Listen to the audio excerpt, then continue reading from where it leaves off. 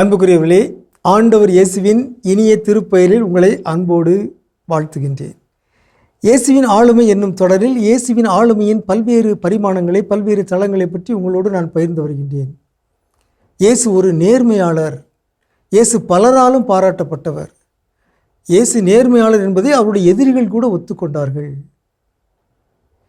இன்று இயேசு நேர்மையாளர் என்று பிலாத்தியின் மனைவி சொன்னதை பற்றி உங்களோடு நான் பகிர்ந்து கொள்ள விரும்புகின்றேன். மத்தேயு நற்செய்தி 27:19. மத்தேயு 27:19 வாசிக்கிறோம். பிலாத்து நடுவர் இருக்கை மீது அமர்ந்திருந்த பொழுது அவனுடைய மனைவி அவரிடம் ஆள் அனுப்பி, அந்த நேர்மையாளரின் வழக்கில் நீர் தலையிட வேண்டாம், ஏனெனில் அவர் பொருட்டு இன்று கனவில் மிகவும் துன்புற்றேன் என்று கூறினார். இது ஒரு வியப்பான செய்தி. இயேசுவை நேர்மையாளர் என்று பிலாத்துடைய மனைவி ஒரு சான்று பகிர்கிறார். ஒரு வித்தியாசமான சாட்சியம். பிலாத்துக்கு இயேசுவை பற்றி தெரிந்திருக்கிறதோ இல்லையோ, பிலாத்துடைய மனைவிக்கு தெரிந்திருக்கிறது.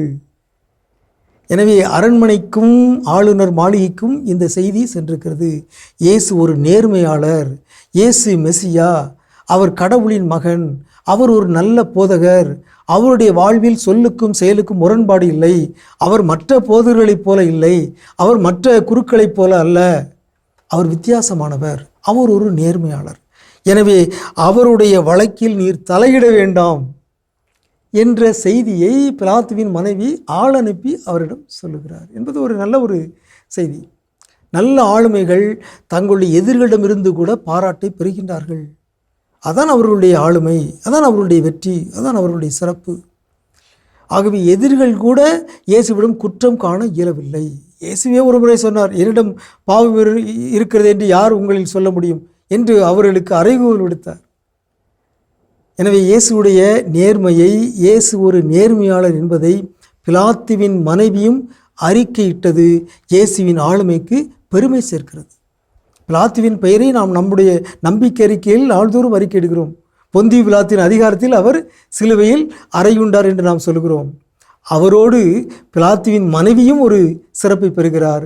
காரணம், பிலாத்துவின் மனைவி இயேசு ஒரு நேர்மையாளர் என்பதை அறிக்கையிட்டார். அதை தன் கணவருக்கு ஒரு நற்செய்தியாக, செய்தியாக ஆள் அனுப்பி தெரிவித்தார். இவ்வாறு பிலாத்துவின் மனைவியால் இயேசு நேர்மையாளர் என்று பாராட்டப்படுகின்றார். உங்களுக்கு அமைதி உரித்தாக.